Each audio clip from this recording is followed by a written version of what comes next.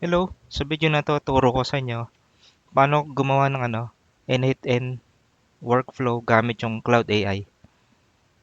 So, ito kasi parang chat GPT lang siya. So, pwede ka makagawa ng workflow rito. With code. Kaso halo-halo yon. Ngayon, nakatry ako rito, medyo maraming may mga mali minsan sa workflow. Medyo marami kang kailangan ulitin, ito-troubleshoot. So, ngayon, kung gagawa ka ng N8N, important, lagyan mo muna siya ng skills. Dito yun. Skills. So, ito nag-add ako nito. N8N. So, ang gagamitin natin, ito.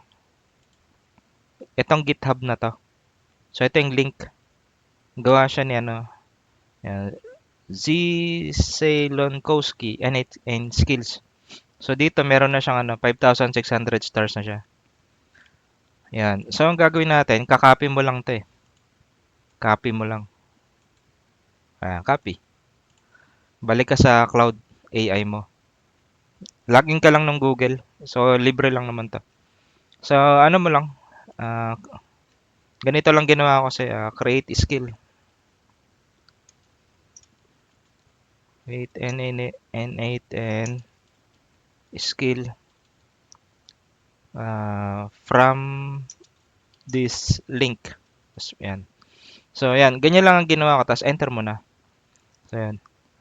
Tapos, mag-i-install yun dito kasi kukuha niya yung information. Ito. Kukuha niya ito dito sa GitHub. Pag natapos na yan, pupunta siya rito. Sa skills. Yan, magkakaroon. So, click ko yung manage skills. So, ito na yun. So, pwede niya na ito na siya. N8N, ito. So, pwede mo siya i-download. So, pag din-download mo siya, ito yung magiging file niya. Yan, meron na file. Skill file, oh. Ngayon, pag mag-change, kasi may libre ka lang na rito, di ba? Na kung ilang chat ka lang sa isang araw. So, pag naubos na yung points, kunyari, gagawa ka pa ng another workflow, login ka ng logout ka lang, login mo yung ibang Gmail account mo. Tapos, yung ibang mong Gmail account, mag-click ka na lang dito, create ka ng bagong skill, upload skill ka na lang. So, ito, upload mo na lang sa ibang mong Google account na sa cloud. Yun. So, mag-i-slash muna ako. Kunyari, ito. Kung gagamitin mo na, create ka. Ito, click mo yung N8N. Tapos, explain mo na kung ano gusto mong gawin mo rito. Create, N8N, workflow, tara, kahit ano na. So, pag gumawa to, mas pulido yung format na gagawin. Pwede dito, slash mo lang, slash N8N. Ayan na. Click mo na lang. Explain mo. So, ito yung sample na gawa ko. Ito. Slash N8N. Create workflow. Kasi ito pinagawa ko lang to sa ChatGPT.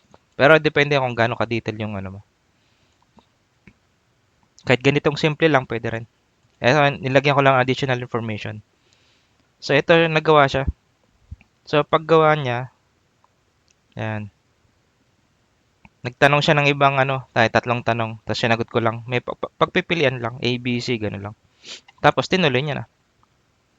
Pagdating dito, ito yung JSON file. Pag download mo, ito yun. Dinownload niya.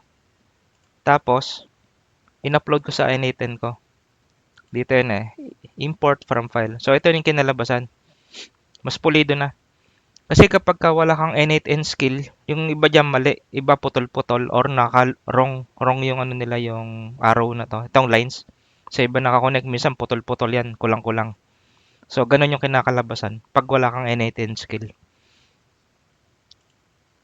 Tapos itong readme, ito na yun. Yan, ito yun. Pag-click mo, nandito yung ibang yung mga kailangan mong palitan na credentials. So, nandito na yun.